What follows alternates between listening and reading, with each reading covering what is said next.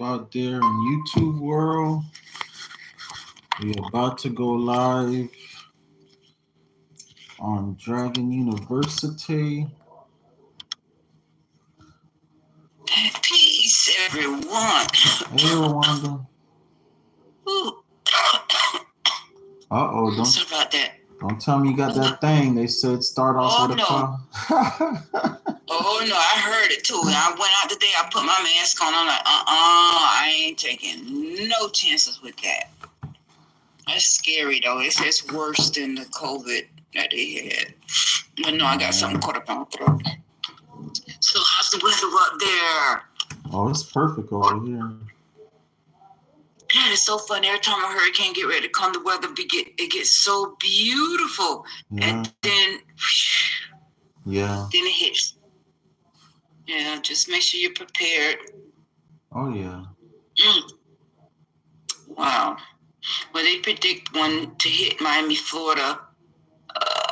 I guess probably after this one. I don't know. There's another one out there brewing. And they had a prediction it's going to be a Category 5, but it's going to hit Miami real hard. Oh, my God. Yeah. Yeah. Every time we have a hurricane, you know the land gets smaller and smaller, too. Right. Mm-hmm. Wow. Yeah. Well, it is what it is. We just have to make do. Yeah. Oh, God, I'm so exhausted. I'm tired. They're trying to hit everybody, boy. Where is everybody? I don't know. We'll see. We missed you last class. I know. I had some family stuff going on. Okay. They had to, my niece was in the hospital for about 3 months. And so they finally, in West Palm Beach, and then they finally put her in a hospice. Wow. But it's way up there in Lake City. Okay. Yeah, so. Yeah, I know Lake City. She's okay? Nope. Oh, my God. Nope. Her sister just told us today they're going to go ahead and start making funeral arrangements for her. How old she is? She should be about in her 40s. Young. Her early 40s. She diabetic, went into a diabetic coma. Both kidneys failed. She had a seizure. She stopped breathing. Wow. So, yeah, so she was in the hospital for about a good 3 months, and then they finally put her in a hospice. They found the black spot on her brain and everything, so they went on ahead and put her in a hospice and told us to go ahead and make funeral arrangements. So, I hate that. Yeah. And it's so sad because her son getting ready to go to school to become a doctor. Wow. Yeah. No. We're gonna rebuke all them demons, and we're gonna they say don't pray because that's begging. We're gonna demand healing. We're gonna demand healing. I heard Billy Carson say that too. He said, "Don't ask, demand them, demand the ancestors and stuff." I was like, "Oh, okay." That's right. Yeah, I was just watching a video by him saying that, demand it. That's right. But we're gonna get started. We're gonna get the party started. I'm trying to find that paperwork. Oh my God, what's that phone? Put that phone in here. So y'all saw where it says all you need is paperwork. All you need is paperwork, right? See, once you know you have a successful idea, something like that, the only thing stopping most people from executing their idea is money. That's about the only thing stopping people is money. A lot of people have great ideas, a lot of inventions and stuff that that's out here. Like people already had that idea, and somebody with the money stole it. Right? Somebody with the money stole it. but people already had that idea. So, um, so basically, we went over last class some of what you need when you're getting. And I wish the lighting was better in here. Some of what you need when you're getting your business started. We talk about the C corp, and we want to go ahead and we want to focus on if you want like 100,000, 200,000, then Derek Whitehead is saying, you could go ahead and get you you could go ahead and get you a LLC. But if you want millions, hundreds of millions, you got to get a C corp, and I 100% agree because I personally experienced that. So I 100% agree, right? So basically, and I'm gonna share. Oh my God, but I'm gonna share a screen with y'all. But basically, what we're gonna go over tonight is something called a promissory note. A promissory note. So, like me, I know I have a successful business. Not only my land business, my handyman contracting business, and my university business. Like literally, I just got to have the capital to scale. That's the only thing right now is the capital to scale. Okay. And I'm going to tell you why I have a successful business. Because I have mastered how to find land, not just how to find land, but how to find land with built-in equity. All right. I've mastered how to find land with built-in equity. All right. So what does that mean? I've learned to buy stuff. Like if I bought the cell phone for $5, but it's worth $100. I've learned to buy stuff in that way. Okay. That means, what that means is if it's worth $100, I could sell it for $50 and still make $45. Okay. Or I could sell it for the whole 100 and make $95. All right. But with land, I've mastered buying land, from anywhere, I would say from 10% to 70% of the value. I've mastered that, right? And even if you pay current market value for land or a piece of property, it really doesn't matter because it's land. It's going to go up in value and you can make money off of it while it's going up in value. Okay, you can make money off of it while it's going up in value. You can receive dividends while it's going up in value. Just like stocks, you could receive dividends off stocks while they go up in value. Okay, so by me mastering how to buy land and how to make money off the land, that's a business. Okay, by me mastering carpentry, handyman service, that's a business. By me mastering teaching and stuff like that, that's a business. And consulting, that's a business. Okay. All right. So basically, my only thing is to scale.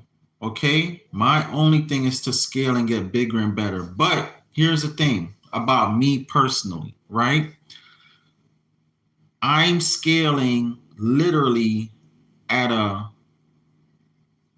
calculated way. What I mean by that, we all know all the typical real estate stuff. Come into real estate, buy houses, buy property cheap, fix them up. I'll get you the money to fix them up. Rehab them, rent them out, become a landlord, make millions in real estate. Like we all heard all of that, right? Deep in our subconscious, we like, it's not that easy. Like tenants gonna break your junk in the middle of you building a house or remodeling. Contractors gonna be robbing you blind, stealing your materials. Yes, all of that happens. I've experienced it on all levels, right? That is why I don't like to start people off in real estate as rehabbers, landlords, all that type of stuff. Me personally, I don't, because the way I teach you guys is the way I wish I was taught. Okay? Because like me and my buddy, we was having a conversation the other day, and he was like, man, I don't know how you do it, man. Like, I'd rather build houses and let the tenants pay it off and build that equity and collect rent. Well, let's do the math. As simple as that. Let's do the math. And we've done this before in class. Let's do the math. Right? If you have somebody that's teaching you how to buy properties, rehab them, and all that type of stuff, let's just say, number one, you got to have credit to do that stuff. Basically, what I'm teaching y'all, have y'all ever had to give anybody a social security number or anything like that? Even an ID? No. The only person you guys show your ID to is the notary, right?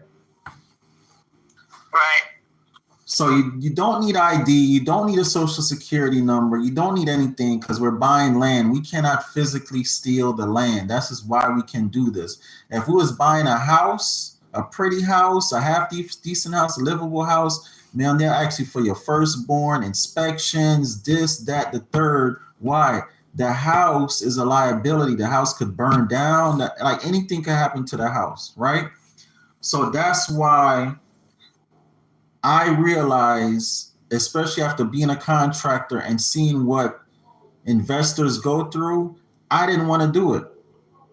Okay? Number one, I'm running from creating another job.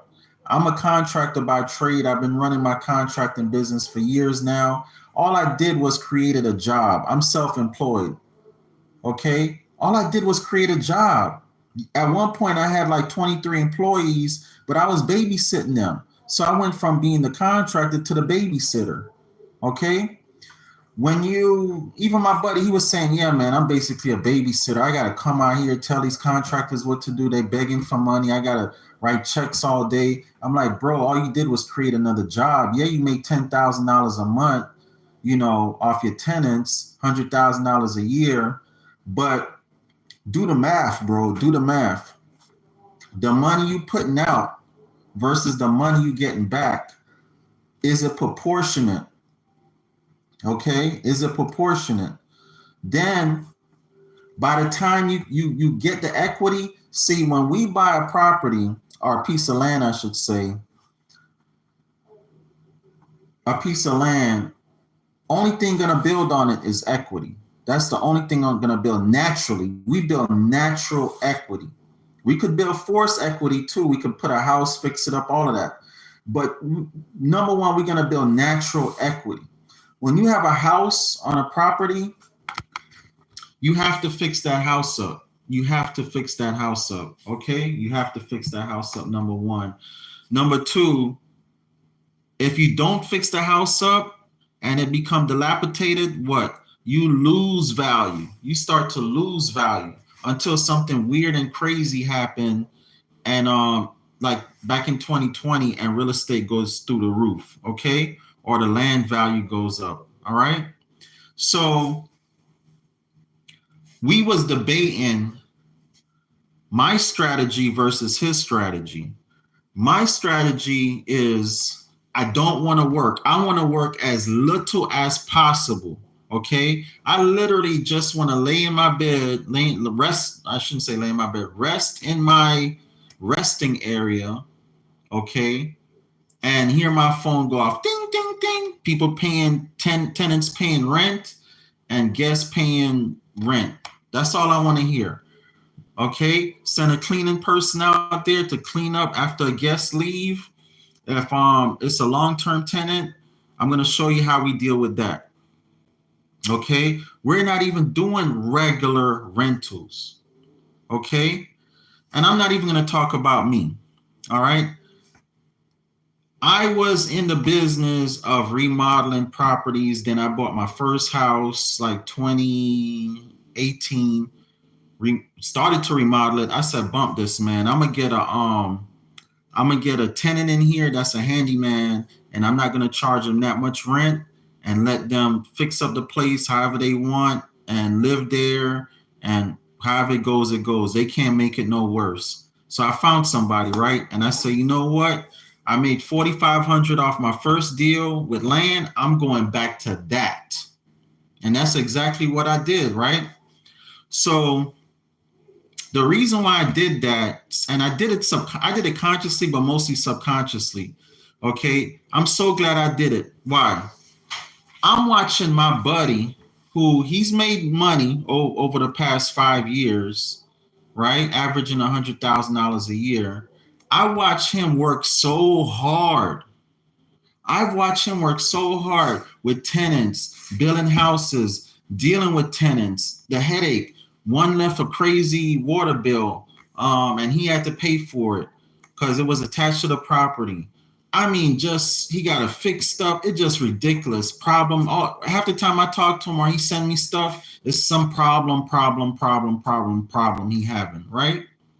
And I'm looking at the people that I'm buying land from, right? And I'm like, all these people do is collecting my money and other people's money. I'm the one sitting over here clearing the land, fixing the land up, doing all this stuff while they collecting all this money. And if I don't pay in 30, 60, 90 days, they just default and take the land back. So I'm doing the math. How much money are these people making? Okay, let's say they paid $5,000 for a property and they turn around and sell it for $15,000. Off rip, they making $10,000. Then on top of it, they making interest. At the time, they was charging like average 9-10% interest. So I'm like, off a $5,000 property, they're easily making $20,000, and they don't have to fix not one thing. So I'm looking at the average rehab, fix and flip. Time you put up your money, which is going to be way more than 5,000, probably 10,000, 20,000. Borrow money to rehab, pay all that money back on 100,000 on a house that you might pay 100,000 for, fix it up for another 100,000. Yes, you will be very lucky if you profit 100,000, right? But look, you had to put probably 50 to 100,000 in it, okay, to make 100,000. Whereas you could put 5,000 in something and make 20,000. So I'm like, when I do the math, I'm like, I'd rather put 5,000 into something and make 4 times my money clean without ever fixing anything than to put, even say I put 5,000. Let's say I put 5,000 in the rehab and I get lenders to come in with the other 95,000. I gotta physically go work, go check on the contractors, sit down and write checks all day. I gotta work. These people, I noticed once they bought a piece of property, only work they did was send you the paperwork, which is what class is about tonight. I'm like, man, this make more sense to me. So I said, okay, bet. I'm going to learn what they're doing, and that's what I'm going to do. That is what I'm going to do. But in the meanwhile, till I learn what they're doing, I'm going to go ahead and buy land from them, and I'm going to make money off the land with equity and rent whatever I can out whenever I can. And I'm going to just play the game. Okay, I ain't even going to worry about rehabbing and driving myself crazy and none of that stuff. I'm going to just live a simple life. My time will come for my millions, and I'm going to just sit my behind down and really master and study buying land and selling it back to people for a profit. Okay? And that's what I've been doing. That is exactly what I've been doing. Okay? And I've pretty much mastered it. All right? So let me ask you guys a question, because maybe it's me. Am I wrong? Would you rather take your credit, because remember you got to have credit, and some money, and still have to go find a house, which is harder to find a house, remodel it, worry every night if people breaking into it at night while you're trying to fix it up, keep insurance on it, Worry if your contractor is going to come back and steal your materials just to hopefully make $100,000. Or would you rather take that same 5,000, don't need insurance, don't need nothing, just some paperwork, sell it to somebody for 15, 20,000 and collect money, and if they don't pay you, oh well, you foreclose on them. I mean, what would you rather do? Be honest. Somebody tell me. Somebody in class tell me. You two in YouTube, y'all tell me. Maybe it's just me.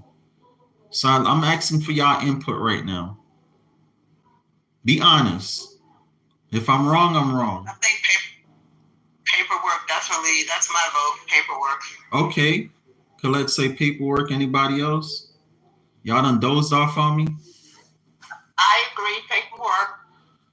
I'm not faulting nobody that does rehabs or anything like that.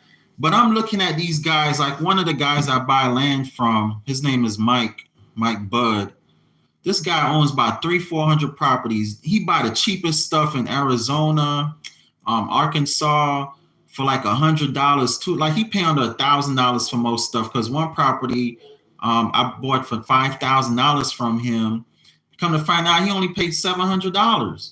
I was like, man, this the lick right here. And the reason, the way he got me was he only wanted $50 down. I'm like, you mean to tell me I could have a property for $50? Where do I sign? At the time, I'm not even thinking about how much he paid for it. And I'm not mad at him because these people don't have $700. So if all you have is $50 and yeah, they charging you $5,000, hey, it is what it is. You buy shoes all the time for $100 that don't cost nothing but $5-6. So it is what it is. At least you're getting a piece of property here. Okay. So I'm like, man, this the flex. And this guy have like 400 or 500 properties. Now imagine how much money he's making per month, probably $50, $60, $100,000 per month